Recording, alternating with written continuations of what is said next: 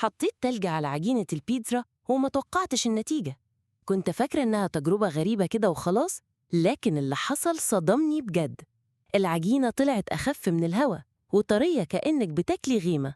بصي، في بولة كبيرة حطيت 3 كوبايات دقيق، نص ظرف خميرة ومعلقة سكر، وقلبتهم، وبعدين ضفت كوباية حليب سائل بارد، معلقتين كبار زبادي، وربع كوباية زيت زيتون.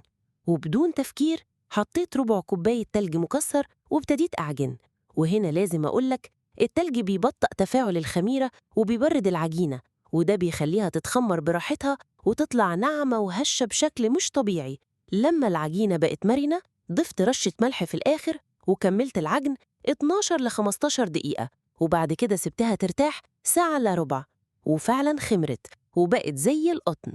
فردت العجينة على رخامة مرشوشة دقيق، دهنتها بصوص بيتزا، ورصيت عليها خضار مشوي، فلفل ألوان، بصل، زيتون، ومشروم شوحته بسرعة مع نقطة زيت زيتون وتوم، وبعدين رشيت جبنة موتزاريلا ورشة زعتر وشوية زيت زيتون فوق الكل، ودخلتها فرن سخن على 220 درجة.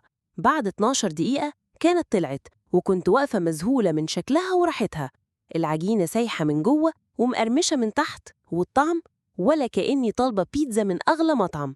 جربوها وقولولي رأيكم، هتدمنوها من أول قضمة.